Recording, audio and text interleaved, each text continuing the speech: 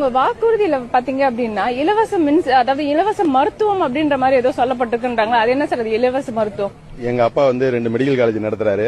அந்த 2 medical college, ஒரு medical college என் தொகுதிக்குள்ளே இருக்கு.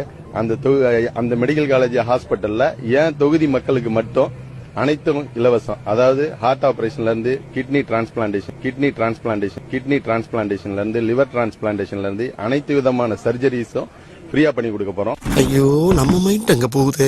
போன வாரம் தானே ஏன் ஒரு கிட்னி எடுத்தாங்க, 2வது கிட்னி எடுக்கத்தான் அவன் வா வா வான்னு கூப்பிடுறான். உங்க ஒவ்வொருத்தருக்கும் பரிச்சயமான வேட்பாளர், உங்களுக்கு மட்டும் இல்ல இந்த நாடு முழுவதும் அத்தனை பேரும் அறிந்த வேட்பாளர் தான். ஏன்னா இந்த தொகுதிக்கு சம்பந்தமே இல்லாம வேட்பாளர்களை கொண்டு வந்து நிறுத்தி இருக்காங்களான்னு தெரியல. ஏங்க அவங்க தூத்துக்குடியில் இருந்தாங்க, அவங்க தூத்துக்குடிக்காரங்களா? அவங்களே சென்னைக்காரங்க. அவங்க வேட்புமனு தாக்கல் செய்யும் தான் தூத்துக்குடிக்கே வந்தாங்க. இதுதானே அவன் ஏரியா? ஆமா, அதான் வந்துட்டேன்ல. பாத்துட்டு நீ பாட்டுக்கு ஒதுக்கி போற. அவங்களுக்கு ஒரு நியாயம், எனக்கு நல்லது செய்யணும்னு நினைச்சா யார் எங்க வேணாலும் நிக்கலாம். யாருங்கிறது முக்கியம் இல்ல, எங்கிருந்து வந்தாங்கன்னு முக்கியம் இல்ல, நல்லது செய்யுங்கிற மனசு இருக்கணும், அதான் முக்கியம். ஒரு பேச்சுக்கு அங்க வாங்கி வார்த்தை உடனே சொன்னதுக்கு நான் சரி வந்து பீதிய கிளப்பலாம். என்னப்பா நியாயம்? அந்த வயல்ல யாராவது சூ போட்டு நடந்து போவாங்களா? அங்க காங்கிரட் நீயே சொல்றீங்க, காங்கிரட் ரோடு போடுவாங்களா? மனநலம் பாதிக்கப்பட்டவன் கூட அதை செய்வானா? ஆனா ஸ்டாலின் செஞ்சாரு. மூல கோளாறு உள்ளவன் லூசு பையா, லூசு டாம்பர் இருப்ப. ஏடா பேசற லூசுங்கறாங்க, பைத்தியக்காரனா நம்ம சபரிஷும் யாரு முக ஸ்டாலினுடைய மருமகனும் உதயநிதி சாரும் முக ஸ்டாலின் சாரும் அண்ணன் திருமானனை கூப்பிட்டு காட்டுமன்னார் கோயில்ல மாநில அரசியலுக்கு வரக்கூடாதுன்னு பேசிருக்காங்க. நீங்க மாநில அரசியலுக்கு வரக்கூடாது, காட்டுமன்னார் கோயில் நிக்கிறத வாபஸ் பண்ணுங்க. இது யார் சொல்றது? முக ஸ்டாலின் சார் சொல்லிட்டு இருக்காரு. ஆனா சட்டசபைக்கு வந்தா என்ன ஆயிடும்? உதயநிதிக்கு அவர் சேலஞ்ச் பண்ணிடுவாராம். அதனால நீ டெல்லி ஓடிருங்க.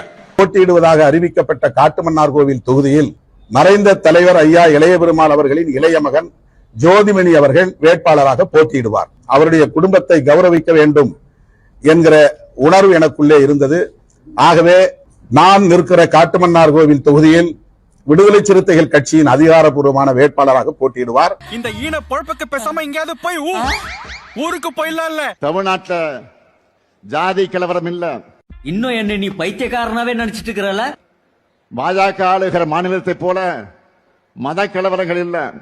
இன்னும் என்ன நீ பைத்தியக்காரனாவே நினைச்சிருக்கிற? நீ உத்தரப்பிரதேசத்தை போல கும்பல் வன்முறை இல்ல.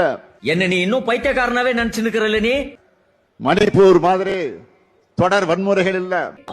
இன்னும் என்ன நீ பைத்தியக்காரனாவே நினைச்சிருக்கிறல்ல? நீ இப்படி எல்லாம் உருவாக்கணும்னு பாஜக செஞ்ச சூழ்ச்சிகளையும் நாம முறியடிச்சிருக்கிறோம். இன்னும் என்ன நீ பைத்தியக்காரனாவே நினைச்சிருக்கிறல்ல? நீ அமைதியான சூழலும் திறமையான மனித வளமும் நம்ம ஆட்சியில் இருக்கிற காரணத்தால் தான் இன்றைக்கு முதலீடுகளும் தமிழ்நாட்டில் குவிந்து கொண்டிருக்கிறது. உழுகாதப்பா, புரட்டிடுவானுங்க. என்ன நீ ஓடிடுவ, நான் தாட்டா மாட்டுவேன். சூப்பர் ஸ்டார் யாருன்னு கேட்டா திமுக தேர்தல் அறிக்கைன்னு சின்ன குழந்தையும் சொல்லும். அடங்கொம்மால மோத்தா உன்னை பெத்தாலா இல்ல யானை கக்குச்சாடா? நான் கேட்க மாட்டேனாங்க, அறிவு வேணாங்க. இதை பார்த்து மக்கள் என்ன பேசுறாங்கன்னா, ஸ்டாலின் சொன்னதை மட்டுமல்ல சொல்லாததையும் செய்வார். அவனை நான் எதிரில் பார்த்தேன்னு வச்சுக்க, சரியான கேள்வி கேட்பேன். நாங்கெல்லாம் எங்க பார்க்க முடியுது? அவன் ஆட்சியா பண்றான். அவன் மரியாதை இல்லாத பேச தோணுது எனக்கு. வாய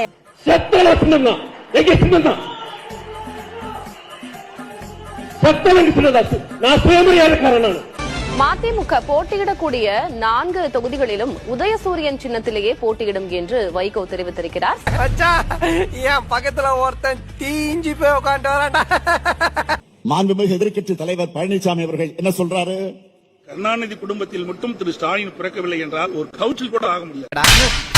நீ கேட்ட ஒவ்வொரு கேள்வி என்ன செருப்பால் அடிச்ச மாதிரி இருக்குடா. மாதிரி இல்ல, உண்மையிலே செருப்பால் தான்.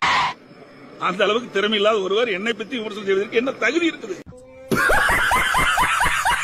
கரூர் மாவட்டத்தில் பேசுற செந்தில் பாலாஜி இருக்கிறத சொன்னாவே கத்துறீங்க. அப்படி செந்தில் பாலாஜி கரூர் மாவட்டத்தில் இருக்கிறதுனால அங்க வெற்றி பத்தி கவலைப்பட வேண்டியது இல்லையா? பொறுத்த வரைக்கும் எனக்கு எந்த கவலையும் இல்லை.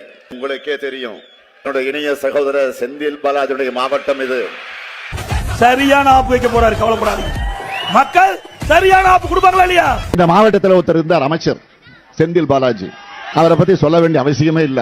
இந்த கரூர் மாவட்டத்தை தன்னுடைய கட்டுப்பாட்டுல வச்சிருக்கு. கட்டுப்பாடுனா கொள்ளையடிக்கிறதுல, ஊழல் செய்யறதுல, லஞ்சம் வாங்குறதுல அந்த கட்டுப்பாட்டுல வச்சிருக்கிறார். சகோதரர் செந்தில் பாலாஜியுடைய மாவட்டம் இது.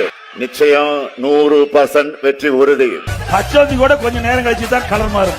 ஆனா அடிக்கடி கலர் மாறுகின்ற தலைவர் திமுக தலைவர் ஸ்டாலின். அப்ப நம்ம காட்டையும் கொடுக்கிறோம், கூட்டையும் கொடுக்கிறோம். எப்பொழுது பார்த்தாலும் நீங்கள் பேசுவது நான் முத்துவேல் கருணாநிதியுடைய மகன் என்கிறார். முத்துவேல் கருணாநிதி திருட்டு ரயில் வந்தார். 1000 பேரை பார்த்திருக்கிறேன். ஆனா உன்ன மாதிரி ஒரு டுபாக்கூரை நான் பார்த்ததே இல்ல. டுபாகூர்னா என்னடா? எந்த கொம்போனும் குறை சொல்ல முடியாத அளவிற்கு ஆட்சி நடத்தி கொண்டிருக்கிறார். அதுக்கு பேர் தான் டுபாகூர். தாவேகால என்ன கட்டமைப்பு இருக்கு? 234 தொகுதியில நிறுத்திருக்காங்களே இப்போதைக்கு ஆளு. யாரு 106 பேர் வெளிக்கட்சிக்காரன்ல. அப்ப திமுக 30 அமைச்சர்கள். ஐயோ, எந்த ட்ரெண்ட்ல பேசினாலும் எந்த ரூட்ல போனாலும் விடவே மாட்டேங்கிறானே, நான் என்ன பண்ணுவேன்? சார், அதிமுகல இருந்து வந்தவங்க தான் நீங்க திமுக கட்டமைச்சு நின்னுட்டு இருக்காங்க. 70 வருஷ கட்சி. உங்களுக்கே ஒரு 30 அதிமுக அமைச்சர்கள் வேணும். கட்சி இல்லங்க, 75 வருஷ கட்சி. உங்களுக்கு 75 வருஷ கட்சி தப்பா சொல்லாதீங்க பஸ். மாமா கோவம் வந்துருச்சு. இனி அவர் மேல ஒரு அடி பட்டாலும் எரிமலை வெடிக்குண்டா. 75 வருஷ கட்சிக்கு ஒரு 30 எம்எல்ஏக்கள் அதிமுக கலந்து வேணும் அப்படிங்கும்போது தாவேக்காவுக்கு ஏன் இருக்க கூடாதுன்னு நினைக்கிறீங்க? உனக்கு வந்தா ரத்தம், எனக்கு வந்தா தக்காளி சட்னி. மச்சால முட்டிக்கிட்டு மோதிக்கிட்டு ரத்த கை காணிக்கிறேன். உனக்கு தக்காளி சட்னி. இப்ப இல்ல துரைமுருகன் அதிமுக கலந்து வந்தாரா? தாவேக்கா ராசா அதிமுக கலந்து வந்தாரா? சேர்பாபு அவர்கள் இது ஒண்ணா? ஆமா, ஒண்ணுதான் சார். இன்னைக்கு என்ன தீர்மானத்தோட வந்திருக்கான் தெரியலடா சாமி. நாளைக்கு விமல் சொல்றாரு, நடிகர் விமல் அடுத்த விஜய் நான் தான் சொல்றாரு. உங்களுக்கு அது ஏற்றுக்கொள்ள மனம் இருக்கா? ஏத்துக்கிறீங்களா? யோகி பாபு சொன்னா ஒத்துக்கிறீங்களா? ஏத்துக்குவோம் சார். உதயநிதி ஏத்துக்கிறோமே.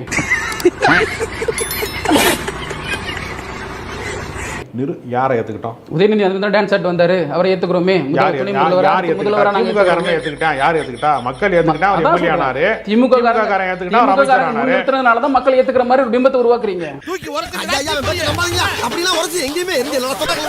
உள்ள உள்ள கம்பிடா. உள்ள கம்பி குத்துடா. ஐயோ ஐயோ எரியுதா? ஐயோ எரியுதா? யாராவது சொந்த மகனுக்கு கடன் கொடுத்திருக்கிறது எங்கயாவது கேள்விப்பட்டீங்களா? குழந்தை அதே சமயத்துல செட்டில் ஆனா பரவாயில்ல. அதே சமயத்துல முதல்வர் சொல்லியிருக்கிற அந்த சொத்து மதிப்பு நம்புற மாதிரி இருக்கா? நம்ம ஒரு பக்கம் வண்டியை திருப்புனா அது ஒரு பக்கம் போதடா கடவுளே. தமிழ்நாட்டை ஆள்வதற்கு விஜய்க்கு என்ன தகுதி இருக்கு? சினிமால டான்ஸ் ஆனதே தகுதியா? உதயநிதிக்கு அந்த தகுதி இருக்கா?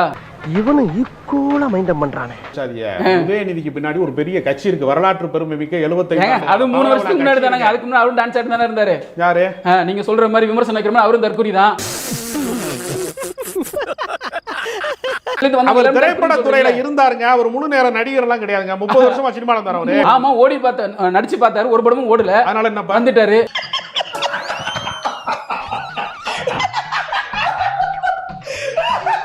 கரூர் சம்பவத்துல இங்க வந்து தாவேக்கா பொறுப்புல இருக்கக்கூடிய மதியழகன் இப்ப வந்து எம்எல்ஏ கேண்டிடேட்டா நிக்கிறாரு. தாவேக்கா அறிவிச்சிருக்காங்க.